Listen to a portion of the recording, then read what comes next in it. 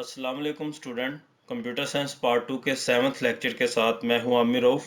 आज की इस क्लास के अंदर जिन टॉपिक्स को हमने कवर करना है उसमें सबसे पहले what is meant by bugs and debugging.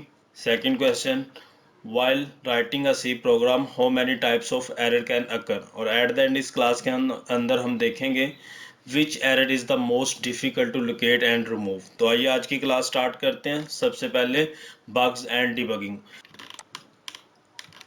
Bugs क्या होते हैं? हमारे प्रोग्राम के अंदर जो एरर्स होते हैं इनको हम बग कहते हैं।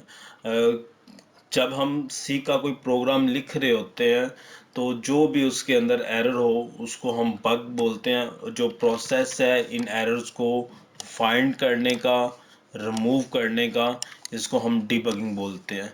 तो एरर्स की फाइंडिंग करना और उसकी रिमूविंग करना हमारी डिबगिंग कहलाती है।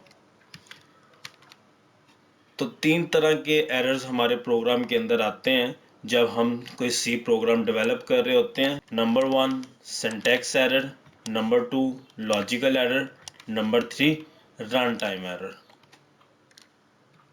सबसे पहले सिंटैक्स एरर क्या होता है? सिंटैक्स क्या होता है? जो सेट ऑफ रूल्स हैं जो उस प्रोग्रामिंग के अंदर इंस्ट्रक्शंस या स्टेटमेंट लिखने के लिए हम यूज़ करते हैं, उन्हें उस लैंग्वेज का सिंटैक्स बोलते हैं। अब प्रोग्रामर को अपनी स्टेटमेंट लिखने के लिए इन्हीं रूल्स को फॉलो करना पड़ेगा। अगर प्रोग्रामर इन रूल्स को फॉलो करेगा तभी वो हमारा सक्सेसफुल या करेक्ट कोड, सोर्स कोड लिख सकेगा। सिंटैक्स एरर कब आता है? जब प्रोग्रामर उन रूल्स को फॉलो नहीं करता, इसलिए हमारे सोर्स कोड के अंदर एरर आ जाता है। इट्स मीन कि हम उन जो सेट ऑफ रूल्स लैंग्वेज जिन्होंने बनाई है उन्होंने डिफाइन किए हुए हैं स्टेटमेंट लिखने के लिए, इंस्ट्रक्शन लिखने के लिए, तो हमने उसी रूल्स को फॉलो करना है। अगर रूल्स को फॉलो करेंगे तो हमारा प्रोग्राम सक्सेसफुल राइट होगा। अगर हम उन रूल्स को फॉलो नहीं करेंगे तो हमारे प्रोग्राम के अंदर सिंटैक्स एरर आ जाएंगे।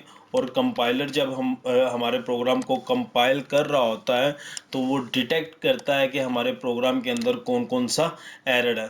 अगर प्रोग्राम के अंदर एरर ना हो तो वो सक्सेसफुली ऑब्जेक्ट कोड के अंदर ट्रांसलेट हो जाता है। अगर उसमें किसी किस्म का कोई एरर हो तो हमारा कंपाइलर मैसेज के ज़रिए हमें रिपोर्ट देता है कि हम इस एरर, हमारे प्रोग्राम के अंदर ये एरर है।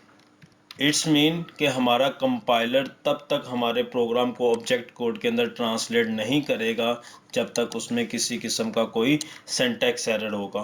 तो बहुत सारी रीज़न है जिससे हमारे प्रोग्राम के अंदर सिंटैक्स एरर आ सकता है। फॉर एग्जांपल जैसे ये सेमी कॉलन है। मिसिंग सेमी कॉलन मीन्स कि हमें पता है कि हमारे सी का प्रोग्राम की हर स्टेटमेंट सेमी कॉलन पे एंड होती है, जिसे हम स्टेटमेंट टर्मिनेटर बोलते हैं। अगर हमने अपने प्रोग्राम के अंदर किसी स्टेटमेंट के आगे सेमी कॉलन नहीं लगाया जिससे कंपाइलर को पता नहीं चलेगा कि ये स्टेटमेंट यहाँ एंड हो रही है, तो ये हमारा एक सिंटैक्स एरर है। इसी तरह हमने ब्लॉक बनाया होगा, जैसे मेन फंक्शन को हम ब्लॉक बनाते हैं ओपनिंग ब्रेसिस से और क्लोजिंग ब्रेसिस पे क्लोज करते हैं। तो इनमें से अगर हमने कोई डेलीमीटर, ये कर्ली ब्रैकेट्स मिस कर दिए तब भी हमारे प्रोग्राम के अंदर एरर आएगा। इसके अलावा हमने कोई स्पेलिंग मिस्टेक की है, कोई कीवर्ड मिस्टेक की है, जैसे इंक्लूड कीवर्ड है हमारा और हमने इंक्लूड की स्पेलिंग मिस्टेक कर दी। इस तरह हमने ये इंक्लूड के स्पेलिंग में जैसे ये एन मैंने मिस कर दिया, तो ये हमारे कीवर्ड के स्पेलिंग मिस्टेक है, तो ये भी हमारे प्रोग्राम के अंदर एरर होगा। इसी तरह अगर हम कोई ऐसा वेरिएबल इस्तेमाल कर लें जिसे हमने अपने प्रोग्राम के अंदर डिक्लेयर नहीं किया हुआ, तो ये भी सिंटैक्स एरर की, ये भी हमारे प्रोग्राम के अंदर सिंटैक्स एरर होगा। सेकेंड एरर जो हमारे पास है लॉजिकल एरर। अब लॉजिकल एरर ऐसा एरर होता है जो प्रोग्रामर के पुअर लॉजिक की वजह से आता है और कंपाइलर इसको डिटेक्ट नहीं करता। कंपाइलर को नहीं पता चलता कि ये एरर क्या है। बस इससे होता क्या है कि हमारे प्रोग्राम का एरर जोन से हमारे प्रोग्राम जो हमारा एक्सपेक्टेड रिजल्ट होता है वो नहीं आता हमारे पास। फर्ज करें हमने ये 3 नंबर की एवरेज फाइंड करनी है।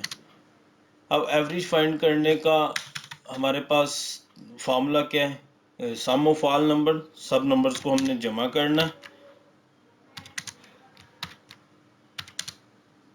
और टोटल नंबर पे डिवाइड कर देना। ये सही करेक्ट फार्मूला एवरेज फाइंड करने का।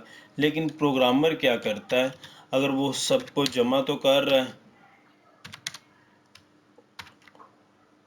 और डिवाइड कर दे अगर 5 से, तो अब कंपाइलर इसको डिटेक्ट नहीं करेगा, कंपाइलर को तो नहीं पता चलेगा, उसके लिए तो ये स्टेटमेंट बिल्कुल ठीक है, लेकिन हमारा रिजल्ट क्या आएगा, रॉन्ग रिजल्ट आएगा, हमारा जो आउटपुट हम एक्सपेक्ट कर रहे हैं वो रॉन्ग आएगी।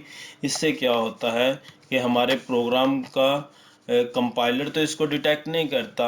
अब program will logical error is compiled and run successfully, हमारा प्रोग्राम कंपाइल भी होगा, रन भी होगा, but it does not give a correct result. अगर मेरे पास ये फार्मूला हो तो रिजल्ट करेक्ट आएगा, अगर उसकी जगह मैं ये फार्मूला अगर अप्लाई कर दूं एवरेज फाइंड करने का, तो उससे क्या होगा कि कंपाइल तो होगा, प्रोग्राम एग्जीक्यूट भी होगा, लेकिन जो रिजल्ट है वो रॉन्ग आएगा हमारे पास।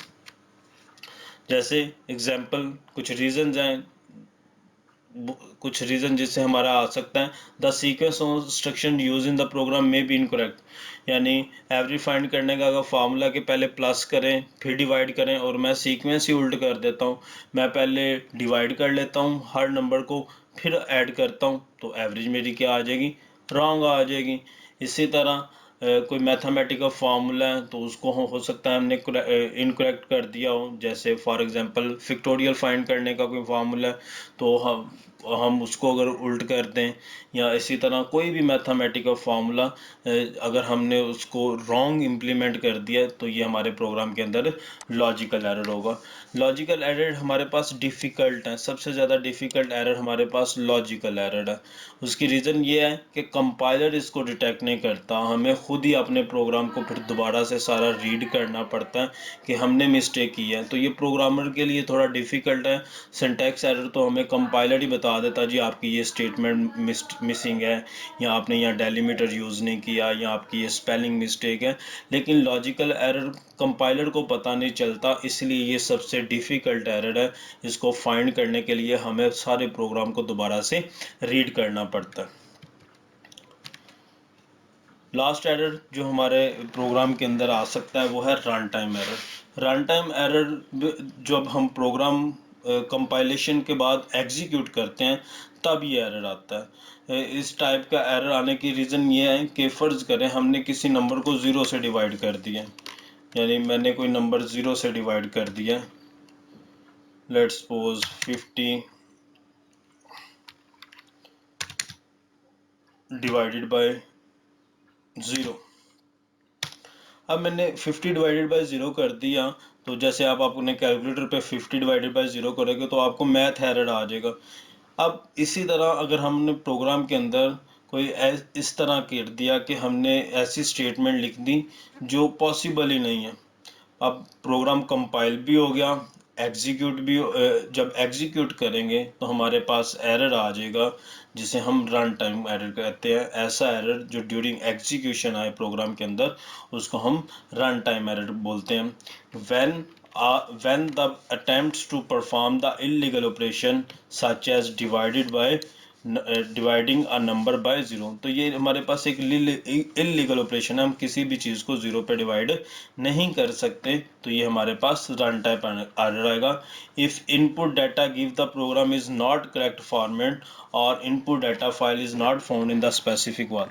इसी तरह अगर हम यूज़र से कोई इनपुट ले रहे हैं या हम कोई ऐसी फाइल ओपन कर रहे हैं जो एग्जिस्ट नहीं कर रही, तो ये ऐसे एरर है जो at the time of execution आते हैं, तो कंपाइलर हमें इसको भी अपनी एग्जीक्यूशन स्टॉप कर देगा। कंपाइलर जब इसको रन करेगा तो स्टॉप कर देगा और हमें एरर मैसेज डिस्प्ले करवा देगा कि इस प्रोग्राम के अंदर ये एरर है कि इलीगल ऑपरेशन परफॉर्म हो रहा है, या ऐसी फाइल ओपन की जा रही है जो एग्जिस्ट नहीं कर रही, या किसी फाइल का पाथ गलत दिया हुआ है, तो ये ऐसे एरर हैं जो at the time of execution आते हैं।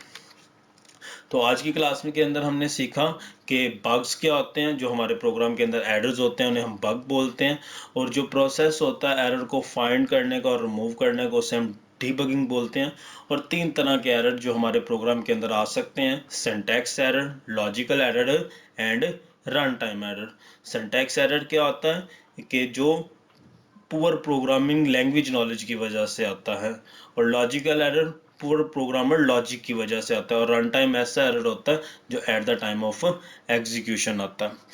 अपना बहुत सारा ख्याल रखिएगा। अल्लाह हाफिज़।